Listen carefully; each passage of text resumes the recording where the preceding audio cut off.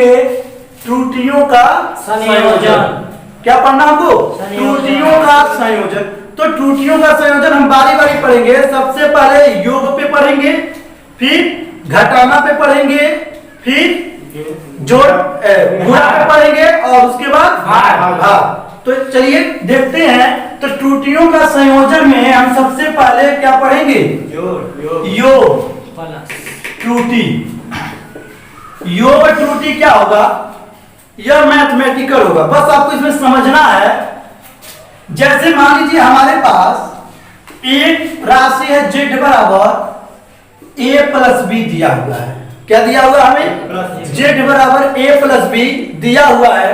तो a में अगर हमको त्रुटि लिखना हो, a में त्रुटि को हम कैसे लिखेंगे? a में त्रुटि लिखना है तो लिखते हैं a प्लस माइनस। त्रुटि को किससे लिखते थे? डेल्टा है, निरपेक्ष त्रुटि को लिखते थे ना। यह हमारा रियल मान है और यह क्या है? त्रुटि है। यह जो फिक्स मान है और ये क्या है? त्रुटि है। यानी कि a के मान में कितने की त्रुटि हो रही है? डेल्टा a की त्रुटि हो रही है। उसी तरह b में अगर हम त्रुटि निकाल रहे हैं तो b में त्रुटि भी कितना आ जाएगा? b plus minus delta b। बस समझाया? यह a में त्रुटि होगा या b में त्रुटि है, दिया है हमको।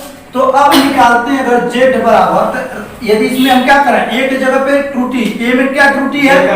a प्लस माइनस डेल्टा है, यहाँ प्लस है तो प्लस।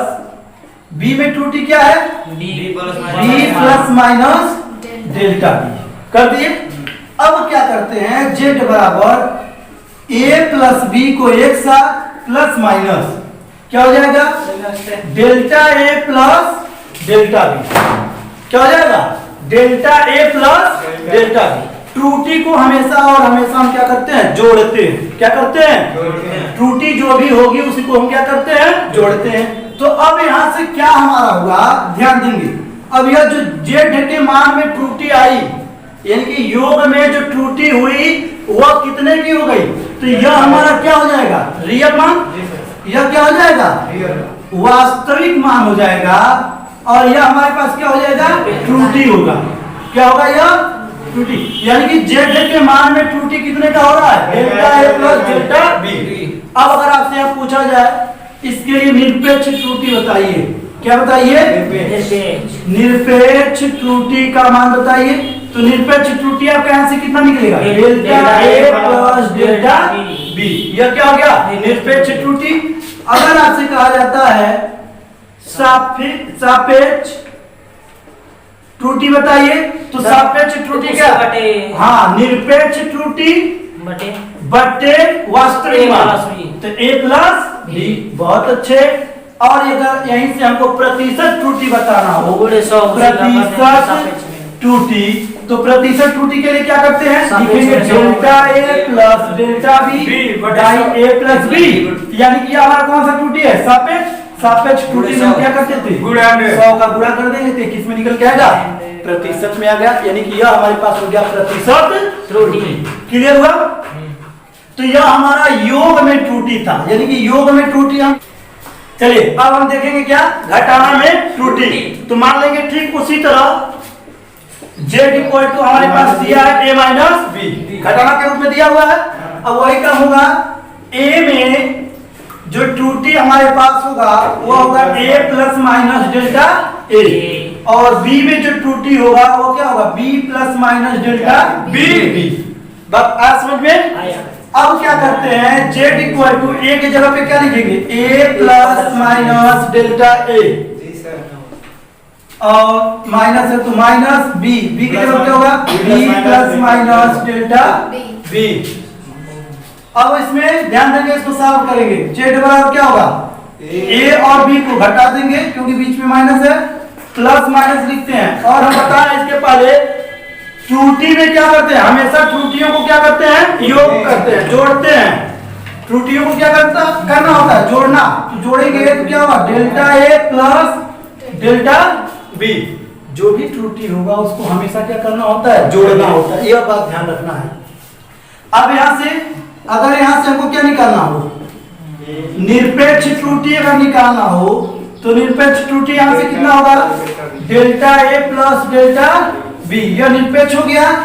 अगर यहां से हमको सापेक्ष त्रुटि ज्ञात करना है तो सापेक्ष त्रुटि क्या होगा, निरपेक्ष त्रुटि और बटे इसका वास्तविक मान क्या हो जाएगा, a माइनस बी। और अगर यहीं से को प्रतिशत त्रुटि की बात करना हो तो क्या होगा, सापेक्ष त्रुटि जो हम लोग निकाले delta a plus delta b by a minus B, उसको क्या कर देंगे 100 से मल्टीप्लाई हो जाएगा। इस तरह से हम घटाना में त्रुटि कर सकते हैं। तो सबको समझ में आ गया, ठीक। चलिए ध्यान देंगे, अब हम देखेंगे गुणा में त्रुटि कैसे ज्ञात करना है। तो मान लेंगे हमको दो राशियों का गुणा दिया हुआ है, z बराबर a इंटू बी, क्या दिया हुआ है, a इंटू बी दिया हुआ है। अब क्या करेंगे, a में त्रुटि, तो a में जो त्रुटि होगा वो हो जाएगा a plus minus delta a, और b में जो त्रुटि होगा b plus minus delta b। अब हम करते क्या है, z बराबर मान रखेंगे तो a plus minus delta a, और डॉट है तो डॉट इंटू हो गया, और b plus minus delta b।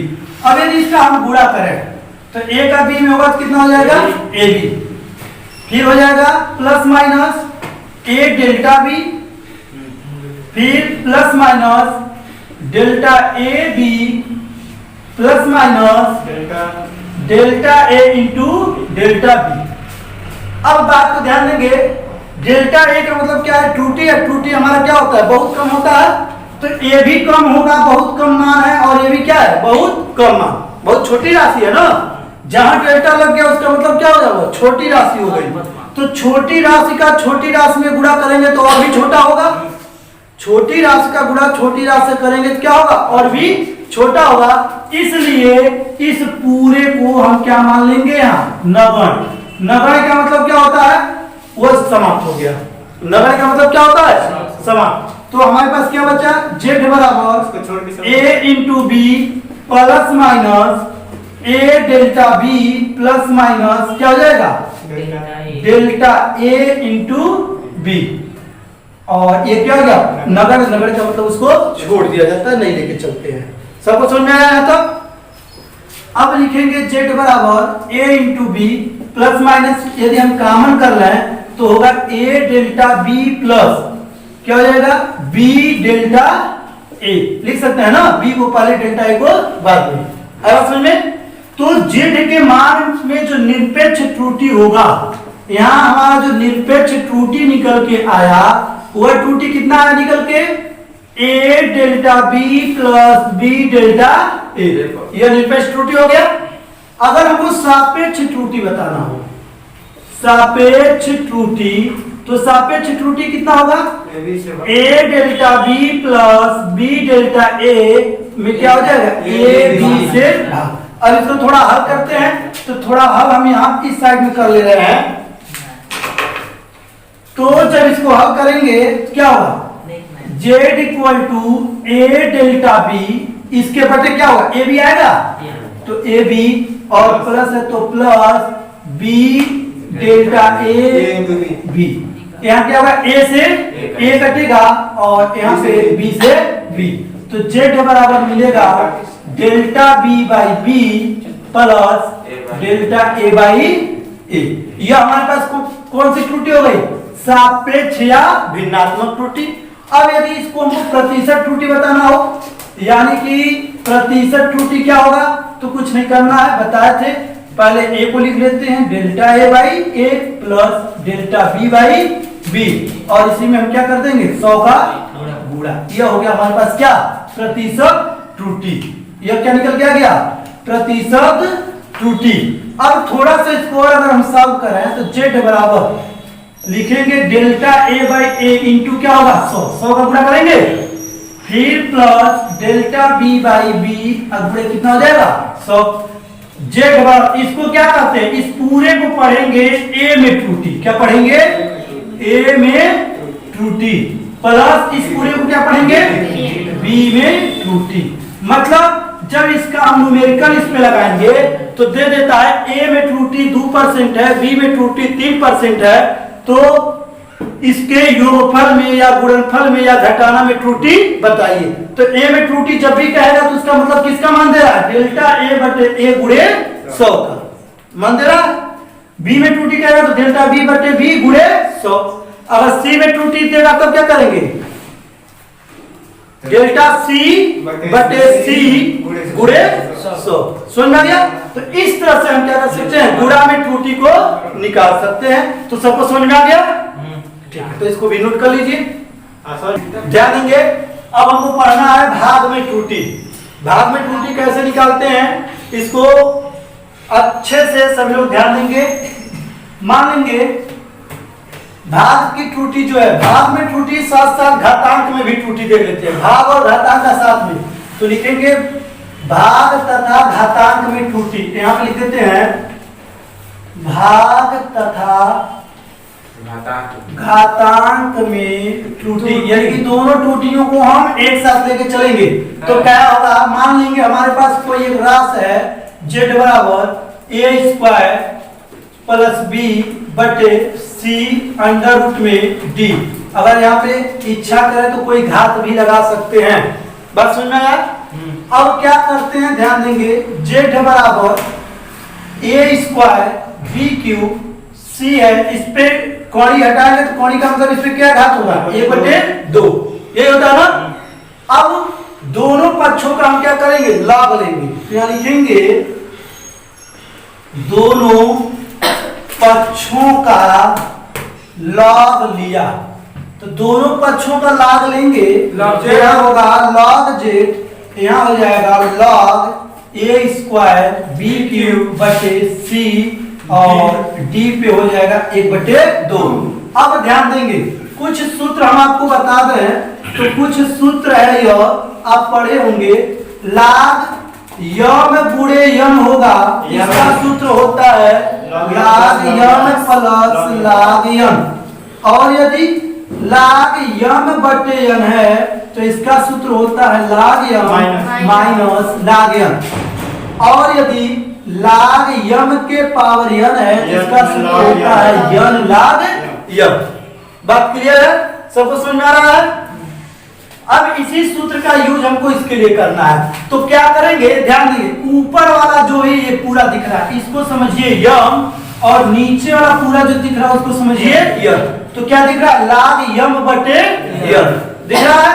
अब इसको हम सॉल्व कैसे करेंगे इस चीज को देखेंगे। तो लिखेंगे यहाँ लॉग जेड बराबर लॉग यम बटे यन का सूत्र क्या होता है, लॉग यम माइनस लॉग यम। तो यहाँ लिखेंगे लॉग यम, यम के जगह पे क्या है, ए स्क्वायर बी क्यूब माइनस यन, लॉग यम की जगह क्या है, सी डी के पावर 1/2। क्लियर है सबको। Yes sir. अब लॉग जेड बराबर, अब क्या करेंगे, यहाँ बीच में इनटू है तो ये पूरे को क्या मानेंगे, इसको यम मानेंगे और इसको क्या मान लेंगे यन। तो लॉग यम इंटू यन बना, उसी तरह लॉग इसको क्या मान लेंगे यम और इसको क्या मानेंगे यन। तो ये लॉग यम यन ये भी बना, लॉग यम यन ये भी बना। तो लॉग यम यन का फार्मूला क्या होता है, लॉग यम धन लॉग यन। तो लिखेंगे लॉग यम की जगह क्या हो गया, A square plus log B cube minus है ठीक log C plus log D के पावर 1/2। आया बात समझ में। अब क्या होगा, ध्यान देंगे, तो लिखेंगे लॉग जेड बराबर लॉग यम के पावर है, इसको यम मानेंगे इसको यम। तो लॉग यम के पावर का सूत्र क्या होता है, घात जो होगा पहले है, यानी 2 log a plus 3 log b minus को अंदर कर दें तो log c माइनस log 1/2 आगे आ जाएगा और यहाँ क्या हो जाएगा d। क्लियर है।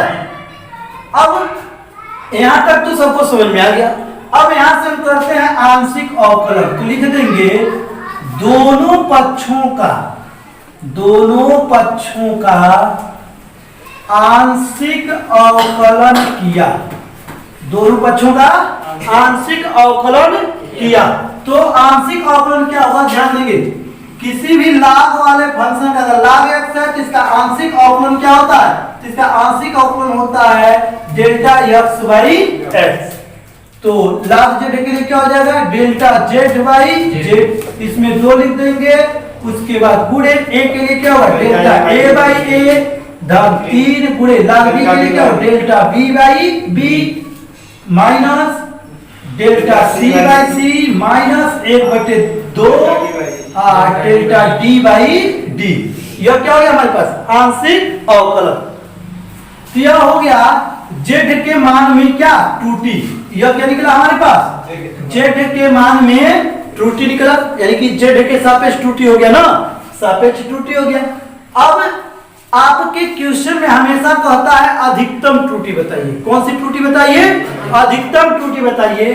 तो लिखेंगे जेड के मान में अधिकतम त्रुटि, अधिकतम त्रुटि। तो अधिकतम के लिए क्या करते हैं? अधिकतम क्या होगा? जब सबको क्या करेंगे जोड़ेंगे तभी ना अधिकतम मान आएगा। तो इन सबको जोड़ लेंगे, जो माइनस होगा उसको किस में लिख देंगे? प्लस में।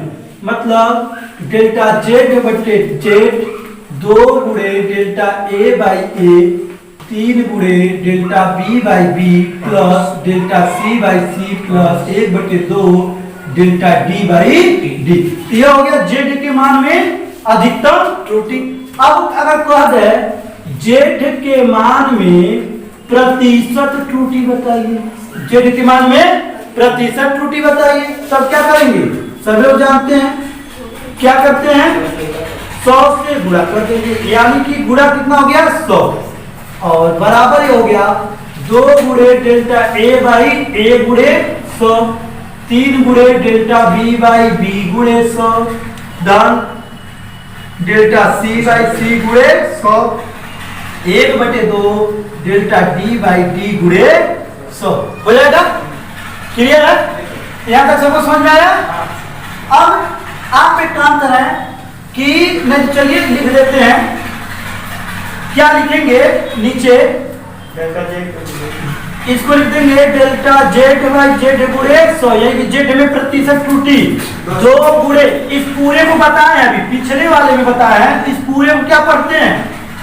ए में प्रतिशत त्रुटि धन 3 गुणे बी में प्रतिशत त्रुटि धन सी में प्रतिशत त्रुटि धन 1/2 डी में प्रतिशत त्रुटि।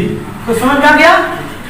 तो इस तरह से हम क्या किए? इस सूत्र को डायरेक्ट। अब आपको करना क्या है कि जब आप सवाल कोई भी लगाएंगे तो आपको ये पूरा काम नहीं करना, इतना बड़ा नहीं करना। जो भी दिया होगा आपको डायरेक्ट यह चीज लिखना है। कैसे लिखना अब इस चीज को भी क्लियर करते हैं, समझाते हैं अभी। तो आप यहाँ तक पहले क्या करेंगे? नोट करेंगे, फिर हम बताते हैं कैसे यह चीज डायरेक्ट लिखना है।